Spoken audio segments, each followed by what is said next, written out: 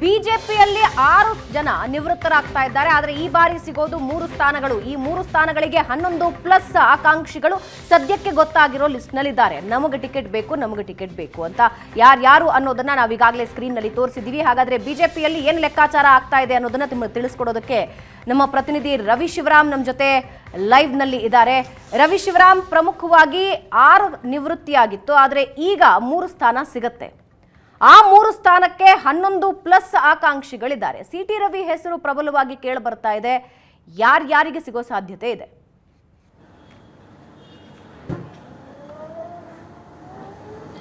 ಭಾವನಾ, ಈ ಬಾರಿ ಬಿಜೆಪಿ ತುಂಬ ಪ್ರಯೋಗಗಳನ್ನು ಮಾಡೋದಕ್ಕೆ ಅವರಿಗೆ ಹೆಚ್ಚಿನ ಅವಕಾಶಗಳೇ ಇಲ್ಲ. ಯಾಕೆಂದರೆ ಸಿಗುವಂಥದ್ದೇ 3 ಸ್ಥಾನ. ಈ ಹಿಂದೆ ಬಿಜೆಪಿ ಅವಕಾಶಗಳಿದ್ದಂಥ ಸಂದರ್ಭದಲ್ಲಿ ಅನೇಕ ಪ್ರಯೋಗಗಳನ್ನು ಮಾಡಿತ್ತು. ಆ ಪ್ರಯೋಗಗಳನ್ನು ಮಾಡಿದವರು ಯಾರೂ ಕೂಡ ಇವತ್ತು ಬಿಜೆಪಿ ಪಾರ್ಟಿಯಲ್ಲೇ ಇಲ್ಲ. ಒಂದು ಪುಟ್ಟಣ್ಣ ಅವರು ಬಿಜೆಪಿಯಲ್ಲಿದ್ದರು, ಅವ್ರ ನಂತರದಲ್ಲಿ ಕಾಂಗ್ರೆಸ್ಗೆ ಹೋಗಿ ಗೆಲುವನ್ನು ಕಂಡರು. ತೇಜಸ್ವಿ ಗೌಡ ಅವರನ್ನು ಬಿಜೆಪಿ ಕರೆದುಕೊಂಡು ಬಂದು ಅವರಿಗೆ ಪರಿಷತ್ಗೆ ಕಳುಹಿಸಲಾಗಿತ್ತು. ಅವರು ಮೊನ್ನೆ ಲೋಕಸಭಾ ಚುನಾವಣೆಯ ಪೂರ್ವದಲ್ಲಿಯೇ ಬಿಜೆಪಿಗೆ ರಾಜೀನಾಮೆಯನ್ನು ಕೊಟ್ಟು ಕಾಂಗ್ರೆಸ್ಸನ್ನು ಸೇರಿದ್ದಾರೆ. ಅದೇ ರೀತಿ KP ನಂಜುಂಡಿ ಅವರು ಇರಬಹುದು, ಬಾಬುರಾವ್ ಚಿಂಚನಸೂರು ಇರಬಹುದು. ಹೀಗೆ ಬಿಜೆಪಿ ಅವಕಾಶಗಳು ಸಿಕ್ಕಂಥ ಸಂದರ್ಭದಲ್ಲವೂ ಕೂಡ ಪಾರ್ಟಿಯ ಹಿತದೃಷ್ಟಿಯಿಂದನೂ ಅಥವಾ ಕೆಲವಷ್ಟು ಅನೇಕ ಕಾರಣಗಳಿಗೋಸ್ಕರವೂ ಅವರಿಗೆಲ್ಲ ಅವಕಾಶಗಳನ್ನು ಮಾಡಿಕೊಟ್ಟಿತ್ತು. ಆದರೆ ಈ ಬಾರಿ ಬಿಜೆಪಿಗೆ ಆ ರೀತಿಯ ಪ್ರಯೋಗಗಳನ್ನು ಮಾಡೋದಕ್ಕಾಗಲಿ ಅಥವಾ ಬೇರೆ ಪಾರ್ಟಿಯಿಂದ ಬಂದಂಥವರಿಗೆ ಭರವಸೆಗಳನ್ನು ಆಶ್ವಾಸನೆಗಳನ್ನು ಕೊಟ್ಟು ಕರೆದುಕೊಂಡು ಬಂದಂಥ ಉದಾಹರಣೆಗಳು ಕೂಡ ಇಲ್ಲ. ಹೀಗಾಗಿ ಬಿಜೆಪಿ ಈಗ ಇರುವಂಥ 3 ಸ್ಥಾನಗಳ ಪೈಕಿ ಯಾರಿಗೆ ಅದು ಜಾತಿಯ ಆಧಾರದ ಮೇಲೂ ಅಥವಾ ಹಿಂದುತ್ವದ ಆಧಾರದ ಮೇಲೂ ಅಥವಾ ಪಾರ್ಟಿ ನಿಷ್ಠ ಎನ್ನುವ ಕಾರಣಕ್ಕೂ ಈ ಒಂದು ನೆಲೆಗಟ್ಟಿನ ಮೇಲೆ ಚುನಾವಣೆಯಲ್ಲಿ ಅವರಿಗೆ ಅವಕಾಶವನ್ನು ಮಾಡಿಕೊಡತ್ತಾ ಎನ್ನುವಂಥ ಪ್ರಶ್ನೆ ಬಹಳ ಇಂಟ್ರೆಸ್ಟಿಂಗ್ ಆಗಿ ಇದೆ ಭಾವನಾ. ಯಾಕೆಂದರೆ ಈಗ ಪ್ರಮುಖವಾಗಿ ಕೇಳಿ ಬರ್ತಾ ಇರುವಂಥ ಹೆಸರು ಸಿ.ಟಿ. ರವಿ ಅವರು. ಸಿ.ಟಿ. ರವಿ ಎಲ್ಲಿಯೂ ಕೂಡ ತಾನು ಆಕಾಂಕ್ಷಿತ ಮಾತುಗಳನ್ನು ಹೇಳಿಕೊಂಡಿಲ್ಲ. ಲೋಕಸಭೆ ಚುನಾವಣೆ ಸಂದರ್ಭದಲ್ಲಿ ಟಿಕೆಟ್ ಸಿಗುವ ಸಂದರ್ಭದಲ್ಲಿ ಅಥವಾ ಸಿಗದೇ ಇರುವ ಸಂದರ್ಭದಲ್ಲಿ ಎಲ್ಲಿಯೂ ಕೂಡ ತಾನು ಟಿಕೆಟನ್ನು ಕೇಳಿದ್ರೆ ಹೇಳುವ ಮಾತುಗಳನ್ನು ಮಾಧ್ಯಮದ ಮುಂದಾಗಲಿ ಸಾರ್ವಜನಿಕವಾಗಿ ಅವರು ಹೇಳಿರಲಿಲ್ಲ. ಆದರೆ ಯಾವಾಗ ಉಡುಪಿ ಚಿಕ್ಕಮಗಳೂರು ಭಾಗದ ಲೋಕಸಭಾ ಚುನಾವಣೆಯ ಸಂದರ್ಭದಲ್ಲಿ ಯಡಿಯೂರಪ್ಪನವರು ಆ ಪ್ರಚಾರಕ್ಕೆ ಹೋಗಿದ್ದರು. ಪ್ರಚಾರಕ್ಕೆ ಹೋದಂಥ ಸಂದರ್ಭದಲ್ಲಿ ಸಿ.ಟಿ. ರವಿ ಅವರಿಗೆ ಅನ್ಯಾಯವಾಗಿದೆ, ಸಿ.ಟಿ. ರವಿ ಅವರಿಗೆ ಅನ್ಯಾಯವಾಗಿದ್ದನ್ನು ಸರಿ ಮಾಡ್ತೀವಿ ಹೇಳುವಂಥ ಮಾತುಗಳನ್ನು ಸ್ವತಃ BS ಯಡಿಯೂರಪ್ಪನವರು ಹೇಳಿರೋದ್ರಿಂದ ಸಿ.ಟಿ. ರವಿ ಅವರಿಗೆ ಈಗ ಆಗಿರುವ ಯಡಿಯೂರಪ್ಪನವರ ಪ್ರಕಾರ ಹೇಳೋದಾದರೆ ಸಿ.ಟಿ. ರವಿಗೆ ಆಗಿರುವಂಥ ಅನ್ಯಾಯವನ್ನು ಸರಿ ಮಾಡೋದಕ್ಕೆ ಈಗ ಇರುವಂಥದ್ದು ದಾರಿ ಅದು ಪರಿಷತ್ ಚುನಾವಣೆ. ಪರಿಷತ್ತಲ್ಲಿ ಇರುವಂಥ 3 ಸ್ಥಾನಗಳ ಪೈಕಿ ಒಂದನ್ನು ಸಿ.ಟಿ. ರವಿ ಅವರಿಗೆ ಕೊಟ್ಟು ಈಗಾಗಿರುವಂಥ ಒಂದಿಷ್ಟು ಗೊಂದಲ. ಯಾಕೆಂದರೆ ಸಾಮಾನ್ಯವಾಗಿ ಸಿ.ಟಿ. ರವಿ ಅವರಿಗೂ ಯಡಿಯೂರಪ್ಪನವರ ಕುಟುಂಬಕ್ಕೂ ಒಂದಿಷ್ಟು ಸಂಬಂಧಗಳು ಹೇಳಿಕೊಳ್ಳುವಂಥ ರಾಜಕೀಯವಾಗಿಲ್ಲ ಎನ್ನುವಂಥ ವಾಸ್ತವವನ್ನು ನಾವು ನೋಡಿದ್ದೇವೆ. ಅವರು ಕೊಟ್ಟಂಥ ವಿಧಾನಸಭಾ ಚುನಾವಣೆಯಲ್ಲಿ ಕೊಟ್ಟಂಥ ಸ್ಟೇಟ್ಮೆಂಟಿಂದಾಗಿಯೇ ಸಿ.ಟಿ. ರವಿ ಅವರಿಗೆ ಸೋಲಾಯಿತು ಎನ್ನುವಂಥ ವಿಮರ್ಶೆಗಳು ಕೂಡ ಇದ್ದಾವೆ. ಆ ರೀತಿಯ ಟಾಕ್ಗಳು ಕೂಡ ಇದ್ದಾವೆ. ಈಗ BS ಯಡಿಯೂರಪ್ಪನವರೇ ಆ ಮಾತನ್ನು ಹೇಳಿರೋದ್ರಿಂದ ಸಿ.ಟಿ. ರವಿ ಅವರಿಗೆ ಒಂದು ಅವಕಾಶವನ್ನು ಕೊಡ್ತಾರಾ ಹೇಳುವಂಥ ಚರ್ಚೆ ಪಾರ್ಟಿ ವಲಯದಲ್ಲಿ ಇದ್ದಾವೆ. ಸಿ.ಟಿ. ರವಿ ಸಾಮಾನ್ಯವಾಗಿ ಮೊನ್ನೆ ಲೋಕಸಭೆ ಚುನಾವಣೆ ಟಿಕೆಟ್ ಸಿಗದೇ ಇರುವಂಥ ಸಂದರ್ಭದಲ್ಲಿ ಅನೇಕರು ಬೇರೆ ಬೇರೆ ರೀತಿಯಲ್ಲಿ ಬೇಸರವನ್ನು ಅಸಮಾಧಾನವನ್ನು ತೋಡ್ಕೊಂಡ್ರು ಕೂಡ ಪಾರ್ಟಿಗಾಗಿ ಕೆಲಸವನ್ನು ಮಾಡಿದರೆ ತನ್ನ ಪಕ್ಷ ನಿಷ್ಠೆಯನ್ನು ತೋರಿದ್ದಾರೆ. ಅವರು ಜಾತಿಯಲ್ಲಿ ಒಕ್ಕಲಿಗನಾದರೂ ಕೂಡ ಹಿಂದುತ್ವದ ಆಧಾರದ ಮೇಲೆ ಪಕ್ಷದ ಸಂಘಟನೆಯ ಆಧಾರದ ಮೇಲೆ ಪಾರ್ಟಿಯಲ್ಲಿ ಗುರುತಿಸಿಕೊಂಡಿರೋದ್ರಿಂದ ಅವರ ಹೆಸರು ಬಹಳ ಪ್ರಬಲವಾಗಿ ಕೇಳಿ ಬರ್ತಾ ಇದ್ದಾವೆ. ಆದರೆ ಪಾರ್ಟಿಯ ಹೈಕಮಾಂಡ್ ಎಷ್ಟರ ಮಟ್ಟಿಗೆ ಅವರಿಗೆ ಮಣೆಯನ್ನು ಹಾಕತ್ತೆ ಅನ್ನೋದನ್ನು ಕಾದು ನೋಡಬೇಕಾಗಿದೆ. ಇನ್ನೊಂದು ಪ್ರಮುಖವಾಗಿ ಭಾವನಾ, ರವಿಕುಮಾರ್ ಇದ್ದಾರೆ. ರವಿಕುಮಾರ್ ABPಯಿಂದ ಬಂದಂಥವರು, ಪಾರ್ಟಿಯ ಪೂರ್ಣಾವಧಿ ಕಾರ್ಯಕರ್ತರಾಗಿ ಕೆಲಸವನ್ನು ಮಾಡಿದವರು, ಈಗ ಹಾಲಿ ಸಚೇತಕರಾಗಿದ್ದಾರೆ ಪರಿಷತ್ನಲ್ಲಿ. ಅವರಿಗೆ ಅವಕಾಶವನ್ನು ಮುಂದುವರಿಸಬೇಕು ಅನ್ನುವಂಥ ಚರ್ಚೆಯು ಪಾರ್ಟಿ ವಲಯದಲ್ಲಿದ್ದಾವೆ. ಯಾಕೆಂದರೆ ಅವರು 2 ಬಾರಿ ಬಿಜೆಪಿಯಲ್ಲಿ ಪ್ರಧಾನ ಕಾರ್ಯದರ್ಶಿಯಾಗಿ ಕೆಲಸವನ್ನು ಮಾಡಿದರು. ಸಂಘಟನೆಯಲ್ಲಿ ಬಹಳ ಅವರಿಗೆ ಗಟ್ಟಿಯಾದ ಒಂದು ಅನುಭವ ಇದೆ. ಈ ಕಾರಣಕ್ಕೆ ಅವರಿಗೆ ವಿಜೇಂದ್ರ ಅವರ ರಾಜ್ಯಾಧ್ಯಕ್ಷರ ಅವಧಿಯಲ್ಲಿ ಅವರಿಗೆ ಪಾರ್ಟಿಯ ಸಂಘಟನೆಯ ಜವಾಬ್ದಾರಿಯನ್ನು ಯಾವುದೂ ಕೂಡ ಕೊಟ್ಟಿಲ್ಲ. ಈ ಕಾರಣಕ್ಕಾಗಿ ಬಹುಶಃ ಅವರಿಗೆ ಅವಧಿಯನ್ನು ಕಂಟಿನ್ಯೂ ಮಾಡಬಹುದು ಎನ್ನುವಂಥ ಚರ್ಚೆಯೂ ಪಾರ್ಟಿಯಲ್ಲಿ ಇದ್ದಾವೆ. ಯಾಕೆಂದರೆ ರವಿಕುಮಾರ್ ಅವರಿಗೆ ಅವರ ಅನುಭವದ ಆಧಾರದ ಮೇಲೆ ಇರಬಹುದು, ಪಾರ್ಟಿಯಲ್ಲಿ ಅವರು ಇಷ್ಟು ವರ್ಷ ಮಾಡಿರುವಂಥ ಕೆಲಸದ ಆಧಾರದ ಮೇಲೆ, ಮತ್ತು ಯಡಿಯೂರಪ್ಪನವರಿಗೆ ಒಂದು ಹಂತದಲ್ಲಿ ಆಪ್ತರು ಹೌದು, ಸಂಘಟನೆಯಲ್ಲಿ ಗುರುತಿಸಿಕೊಂಡಂಥವ್ರು ಹೌದು. ಹಾಗಾಗಿ ಅವರ ಹೆಸರು ಕೂಡ ಮುಂದೆ ಕಂಟಿನ್ಯೂ ಆಗಬಹುದು ಎನ್ನುವಂಥ ಚರ್ಚೆ ಪಾರ್ಟಿ ವಲಯದಲ್ಲಿ ಆಗ್ತಾ ಇದ್ದಾವೆ. ಇನ್ನುಳಿದಂತೆ ನಾವು 11-12 ಹೆಸರುಗಳು ಕೂಡ ಇದ್ದಾವೆ. ಅದು ಪ್ರತಾಪ್ ಸಿಂಹ ಅವರಿಗೆ ಮೊನ್ನೆ ಲೋಕಸಭೆಯಲ್ಲಿ ಟಿಕೆಟ್ ಸಿಕ್ಕಿಲ್ಲ, ಹಾಗಾಗಿ ಕೊಡ್ತಾರೆ ಎನ್ನುವಂಥ ಚರ್ಚೆ. ಅದು ಯಾವುದೂ ಕೂಡ ಆಕಾಂಕ್ಷಿಗಳು ಅನ್ನುವಂಥದ್ದನ್ನು ಎಲ್ಲಿಯೂ ಕೂಡ ತೋರಿಸ್ಕೊಂಡಿಲ್ಲ. ಪ್ರತಾಪ್ ಸಿಂಹ ಅವರ ಹೆಸರಿನ ಆ ರೀತಿಯ ಗಂಭೀರವಾಗಿ ಪಾರ್ಟಿ ವಲಯದಲ್ಲಿ ಆಗ್ತಾನೂ ಕೂಡ ಇಲ್ಲ. ಆದರೆ ರಾಮದಾಸ್ ಅವರಿಗೆ ಕಳೆದ ಬಾರಿ ವಿಧಾನಸಭೆಯಲ್ಲಿ ಟಿಕೆಟನ್ನು ಕೊಟ್ಟಿರಲಿಲ್ಲ. ಅವರು ಒಂದಿಷ್ಟು ಪ್ರಯತ್ನವನ್ನು ಮಾಡ್ತಾ ಇದ್ದಾರೆ ಎನ್ನುವಂಥ ಮಾಹಿತಿಗಳು ನಮಗೆ ಲಭ್ಯ ಆಗ್ತಾ ಇದ್ದಾವೆ. ಅದೇ ಪ್ರಕಾರವಾಗಿ ಮಾಳ್ವಿಕಾ ಅವಿನಾಶ್ BJP ಉಪಾಧ್ಯಕ್ಷರಾಗಿದ್ದಾರೆ. ಅವರು ಕೂಡ ಒಂದಿಷ್ಟು ಈ ಹಿಂದೆ ಕೂಡ ಪ್ರಯತ್ನವನ್ನು ಮಾಡಿದರು. ಮಹಿಳಾ ಕೋಟಾದಲ್ಲಿ ತನಗೊಂದು ಅವಕಾಶ ಸಿಗಬಹುದು ಎನ್ನುವಂಥ ಒಂದು ಪ್ರಯತ್ನ ಸಣ್ಣ ಭಾಗದಲ್ಲಿ ಅವರು ಮಾಡ್ತಾ ಇದ್ದಾರೆ ಎನ್ನುವಂಥ ಮಾಹಿತಿ ಇದೆ. ಅದೇ ರೀತಿ ಈ ಹಿಂದೆ ಗೀತಾ ವಿವೇಕಾನಂದ ಮಹಿಳಾ ಮೋರ್ಚಾದ ಅಧ್ಯಕ್ಷರ ಕೆಲಸವನ್ನು ಮಾಡಿದರು. ಅವರು ಕೂಡ ಲೋಕಸಭೆಗೆ ಬೆಂಗಳೂರು ಉತ್ತರದಿಂದ ಟಿಕೆಟನ್ನು ಬಯಸಿದ್ರು, ಆದರೆ ಅವರಿಗೆ ಟಿಕೆಟನ್ನು ಕೊಡಲಿಲ್ಲ. ಈ ಕಾರಣಕ್ಕೋಸ್ಕರ ಪರಿಷತ್ನಲ್ಲಿ ಅವರಿಗೊಂದು ಅವಕಾಶ ಸಿಗಬಹುದಾ, ಪಾರ್ಟಿ ಅದಕ್ಕೆ ಅನುವನ್ನು ಮಾಡಿಕೊಡ್ಬಹುದಾ ಅನ್ನುವಂಥ ಚರ್ಚೆ ಇದೆ. ಅವರು ಒಂದು ಪ್ರಯತ್ನವನ್ನು ಮಾಡ್ತಾ ಇದ್ದಾರೆ. ಅದೇ ರೀತಿಯ ಬಿಜೆಪಿಯಲ್ಲಿ ರೈತ ಮೋರ್ಚಾ ಅಧ್ಯಕ್ಷರ ಕೆಲಸವನ್ನು ಮಾಡ್ತಾ ಇರುವಂಥ ಎಸ್ ಪಾಟೀಲ್ ನಡಹಳ್ಳಿ ಮೊನ್ನೆ ವಿಧಾನಸಭೆ ಚುನಾವಣೆಯಲ್ಲಿ ಸೋಲನ್ನು ಕಂಡಿದ್ದಾರೆ. ಅವರು ತಾನೂ ಕೂಡ ಆಕಾಂಕ್ಷಿ ಅಥವಾ ಆ ಮಾತುಗಳನ್ನು ಸ್ವತಃ BS ಯಡಿಯೂರಪ್ಪನವರಿಗೆ, ವಿಜೇಂದ್ರ ಅವರಿಗೆ ಹೇಳಬೇಕು ಅಥವಾ ಹೇಳಿದ್ದಾರೆ ಅನ್ನುವಂಥ ಮಾಹಿತಿಯು ಕೂಡ ಬರ್ತಾ ಇದ್ದಾವೆ. ಹೀಗೆ ಅನೇಕ ಹೆಸರುಗಳು ಕೂಡ ಚರ್ಚೆಯಲ್ಲಿ ಇದ್ದಾವೆ ಭಾವನಾ. ಆದರೆ ಅಂತಿಮವಾಗಿ ನಾನು ಆರಂಭದಲ್ಲಿ ಹೇಳಿದಂತೆ ಬಿಜೆಪಿ ಈ ಬಾರಿ ಜಾತಿವಾರಿ ಇರಬಹುದು, ಪ್ರಾದೇಶಿಕವಾರಿ ಇರಬಹುದು, ಈ ಹಿನ್ನೆಲೆಯಲ್ಲಿ ತುಂಬ ಪ್ರಯೋಗಗಳನ್ನು ಮಾಡೋದಕ್ಕಾಗಲಿ ಅವರಿಗೆ ಇರುವಂಥ ಸಂಖ್ಯೆ ಕಡಿಮೆ. ಜೊತೆಗೆ ಲೋಕಸಭೆಯಲ್ಲಿ ಅವಕಾಶಗಳು ಸಿಗದೇ ಇದ್ದಂಥವರಿಗೆ, ಪಾರ್ಟಿಯಲ್ಲಿ ವಿಧಾನಸಭೆ ಚುನಾವಣೆಯಲ್ಲಿ ಸೋತಂಥವರಿಗೆ ಬೇರೆ ಬೇರೆ ಅವಕಾಶಗಳನ್ನು ಲೋಕಸಭೆ ಚುನಾವಣೆ ಸಂದರ್ಭದಲ್ಲೂ ಮಾಡಿಕೊಟ್ಟಿದ್ದಾರೆ. ಆದರೆ ಸಿ ಟಿ ರವಿ ಅಂತವರಿಗೆ, ರವಿಕುಮಾರ್ ಅಂತವರಿಗೆ ಅವಕಾಶಗಳು ಸಿಗದೇ ಇರುವಂಥ ಸಂದರ್ಭದಲ್ಲಿ ಅವರಿಗೆ ಸಿಗತ್ತಾ ಎನ್ನುವಂಥದ್ದು ಒಂದು ಪ್ರಶ್ನಾರ್ಥಕ ಚಿಹ್ನೆಯಾಗಿದೆ. ಮತ್ತು ಕೋಟಾ ಶ್ರೀನಿವಾಸ್ ಪೂಜಾರಿ ಉಡುಪಿ ಚಿಕ್ಕಮಗಳೂರು ಭಾಗದ ಸ್ಪರ್ಧೆಯನ್ನು ಮಾಡಿದ್ದಾರೆ. ಅವರು ಒಂದು ವೇಳೆ ಗೆಲುವಾದರೆ ಅವರ ಸ್ಥಾನವೂ ಕೂಡ ಅಲ್ಲಿ ಖಾಲಿಯಾಗತ್ತೆ. ಅವರು ಹಾಲಿ ಸಭಾನಾಯಕರಿದ್ದಾರೆ, ವಿಪಕ್ಷ ನಾಯಕರಿದ್ದಾರೆ. ಹಾಗಾಗಿ ಅಲ್ಲಿ ವಿಪಕ್ಷ ನಾಯಕರು ಒಂದು ವೇಳೆ ಅಲ್ಲಿ ಗೆದ್ದು ವಿಪಕ್ಷ ನಾಯಕರ ಸ್ಥಾನ ತೆರವಾದರೆ ಈಗ ಯಾವಾಗ ಅವ್ರಿಗೆ ಯಾರಿಗೆ ಆ ಅವಕಾಶವನ್ನು ಕೊಡಬೇಕು ಅನ್ನುವಂಥ ಚರ್ಚೆ ಇದೆ. ಯಾಕೆಂದರೆ ಸಿ ಟಿ ರವಿ ಅವ್ರನ್ನೇ ಉದಾಹರಣೆಯಾಗಿ ತೆಗೆದುಕೊಳ್ಳೋದಾದರೆ ಭಾವನಾ, ಇವತ್ತು GC ಚಂದ್ರಶೇಖರ್ ಒಂದು ಸ್ಟೇಟ್ಮೆಂಟ್ ಕೊಟ್ಟಿದ್ದಾರೆ ಕಾಂಗ್ರೆಸ್ಸಲ್ಲಿ. ಬಿಜೆಪಿಯಲ್ಲಿ ವಿಪಕ್ಷ ನಾಯಕರು, ವಿಧಾನಸಭೆಯಲ್ಲಿ ವಿಪಕ್ಷ ನಾಯಕರು ಗಟ್ಟಿಯಾಗಿ ಯಾರು ಮಾತಾಡ್ತಾ ಇಲ್ಲ. ಅಶೋಕರಿಂದ ಸಿ ಟಿ ರವಿಯವರ ಪರವಾಗಿರಲಿಲ್ಲ ಎನ್ನುವಂಥ ಮಾತುಗಳು ಕೂಡ ಬಂದಿರುವ ಹಿನ್ನೆಲೆಯಲ್ಲಿ ಈ ಮಾತುಗಳನ್ನು ಹೇಳ್ತಾ ಇದ್ದೀನಿ. ಸಿ ಟಿ ರವಿಯವರನ್ನು ಒಂದು ವೇಳೆ ಆಯ್ಕೆ ಮಾಡಿದರೆ, ಅವರಿಗೆ ಅವಕಾಶವನ್ನು ಕೊಟ್ಟರೆ ಅವ್ರನ್ನ ಕೇವಲ ಪರಿಷತ್ತಲ್ಲೇ ಮಾತ್ರ ಸೀಮಿತವಾಗಿರ್ತಾರೋ ಅಥವಾ ಸದಸ್ಯನಾಗಿ ಮಾತ್ರ ಸೀಮಿತವಾಗಿರ್ತಾರೋ ಅವರಿಗೆ, ಅಥವಾ ವಿಪಕ್ಷ ಜವಾಬ್ದಾರಿಗಳನ್ನು ಕೊಡ್ತಾರಾ? ಆದರೆ ಆ ರೀತಿಯ ಕೊಡುವಂಥ ಸಾಧ್ಯತೆಗಳು ತೀರಾ ಕಡಿಮೆ. ಇದನ್ನು ಹೈಪೋಥೆಟಿಕಲಿ ಹೇಳ್ತಾ ಇದ್ದೀನಿ, ಯಾಕೆಂದ್ರೆ ಇನ್ನು ಆಯ್ಕೆ ಆಗಲಿಲ್ಲ. ಅವರು ಆಕಾಂಕ್ಷಿಯ ಅವರಿಗೆ ಆ ಸೀಟ್ಗಳನ್ನು ಕೊಡ್ತಾರ, ಅವಕಾಶವನ್ನು ಕೊಡ್ತಾರೆ.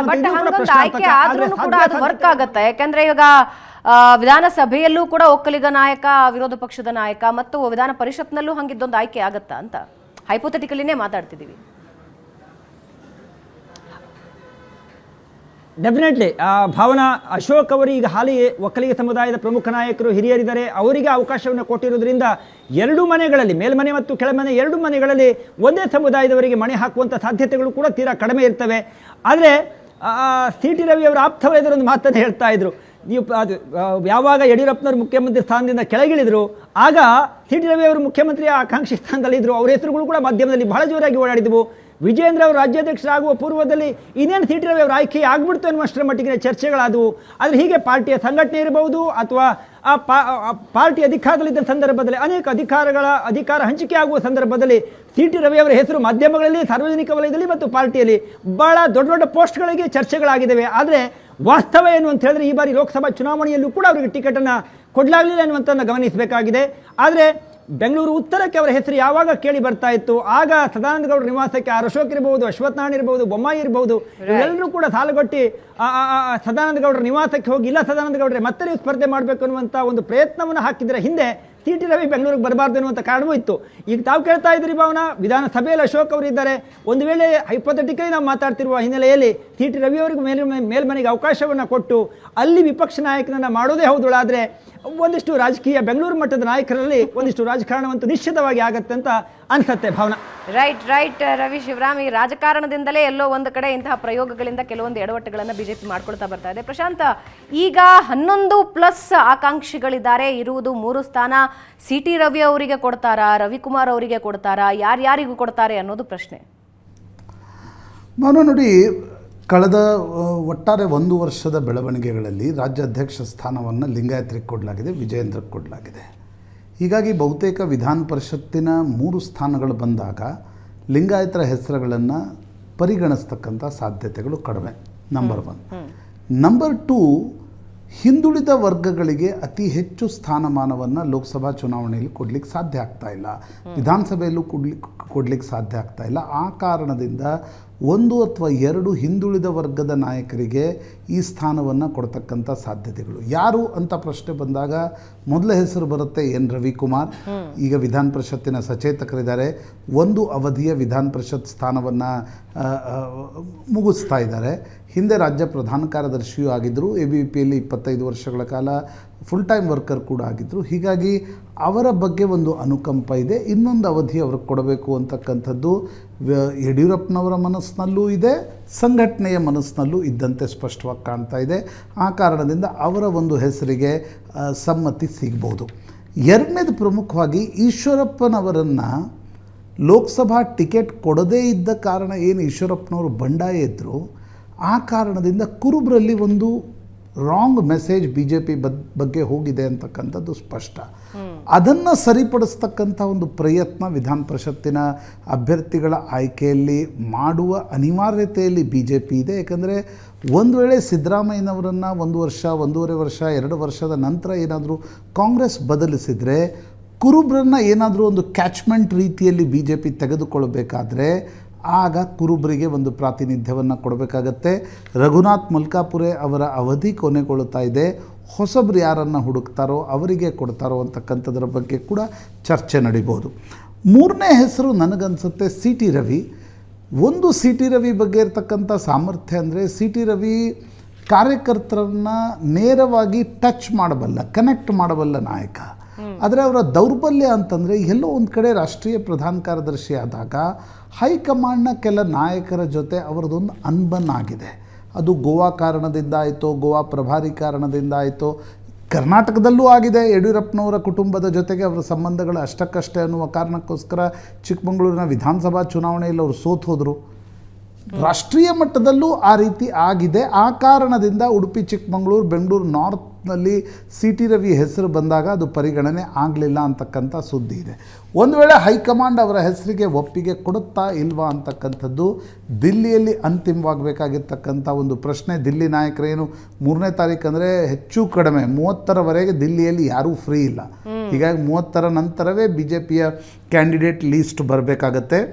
ಮಹಿಳೆಯರಿಗೆ ಪ್ರಾತಿನಿಧ್ಯ ಕೊಡಬೇಕು ಅಂತಕ್ಕಂಥ ಪ್ರಶ್ನೆ ಬಂದರೆ ಗೀತಾ ವಿವೇಕಾನಂದ್, ರೀನಾ ಪ್ರಕಾಶ್ 2 ಹೆಸರುಗಳಿವೆ. ನನಗನ್ಸುತ್ತೆ ರಾಮದಾಸ್ ಹೆಸರು ಈ ಹಂತದಲ್ಲಿ ಪರಿಗಣನೆ ಆಗ್ತಕ್ಕಂಥ ಸಾಧ್ಯತೆಗಳು ಕಡಿಮೆ. ಯಾಕಂದರೆ ಸಮುದಾಯ ಬ್ರಾಹ್ಮಣರ ಸಮುದಾಯ ಈಗ ಬಿ ಜೆ ಪಿ ಬ್ರಾಹ್ಮಣ ಸಮುದಾಯಕ್ಕೆ ಪ್ರಾತಿನಿಧ್ಯವನ್ನು ಕೊಡುತ್ತಾ ಯಾವ ಕಾರಣದಿಂದ ಟಿಕೆಟ್ ತೆಗೆದ್ರು ಆ ಕಾರಣ ಹಾಗೇ ಇದೆ.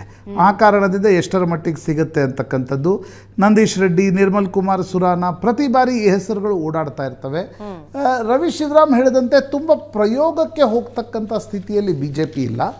ಅಥವಾ ಬಿ ಜೆ ಪಿ ಈ ಬಾರಿ ಜಾತಿವಾರು ನೋಡದೆ, ಯಾಕಂದರೆ ಬಿ ಜೆ ಪಿಗೆ ಗಟ್ಟಿ ನಾಯಕರ ಅವಶ್ಯಕತೆ ಇದೆ.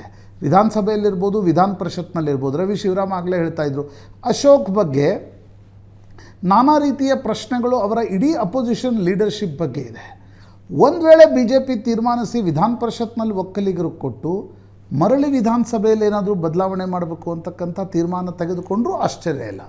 Anything can happen in B J P. ಅಲ್ಲ, ಸರ್ಪ್ರೈಸ್ ಎಂಟ್ರೀಸ್ ಏನಾದರೂ ಇರುತ್ತಾ ಬಿಜೆಪಿಯಲ್ಲಿ? ಅಂದ್ರೆ ಇತ್ತೀಚೆಗೆ ಸರ್ಪ್ರೈಸ್ ಜಾಸ್ತಿ ಕೊಡ್ತಾ ಇದೆ ಬಿಜೆಪಿ. ಅಲ್ಲ, ಪ್ರತಿ ಬಾರಿ ಸರ್ಪ್ರೈಸ್ಗಳು ಇರ್ತವೆ. ಬಟ್ ನೋಡಿ, mere surprises will not help any political party.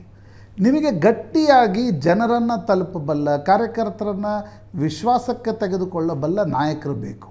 ಈಗ ವಿಜೇಂದ್ರ ಇಲ್ಲಿ ರಾಜ್ಯಾಧ್ಯಕ್ಷರಾದ ನಂತರವೂ ಕೂಡ ಇನ್ನೂ ತಂದೆಯ ನೆರಳಿಂದ ಹೊರಗಡೆ ಬರಬೇಕಾದ್ರೆ ಟೈಮ್ ಬೇಕಾಗತ್ತೆ.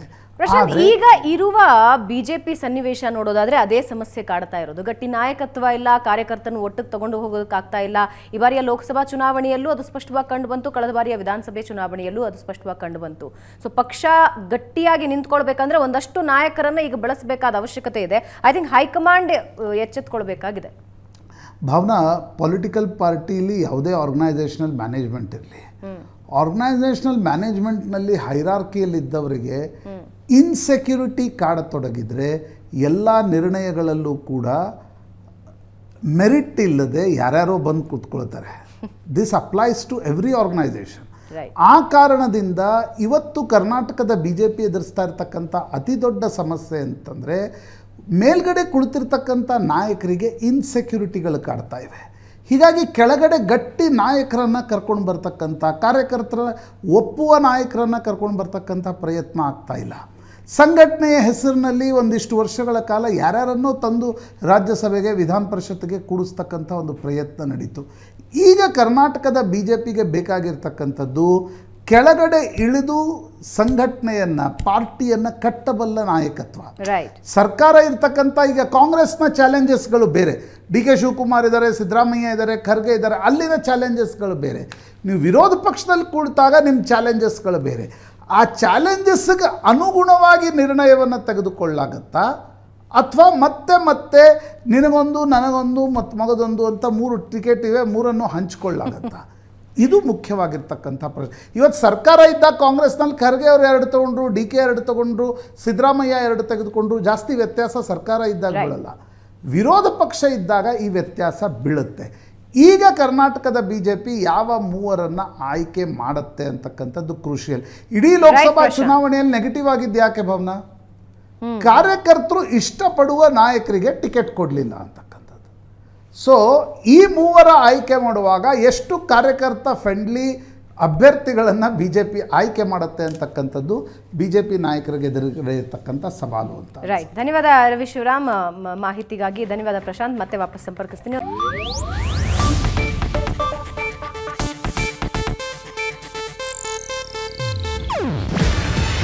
ಇದು ಏಷ್ಯಾನೆಟ್ ನ್ಯೂಸ್ ನೆಟ್ವರ್ಕ್ ಪ್ರಸ್ತುತಿ. ನೀವು ನೋಡ್ತಿದ್ದೀರಾ ಏಷ್ಯಾನೆಟ್ ಸುವರ್ಣ ನ್ಯೂಸ್.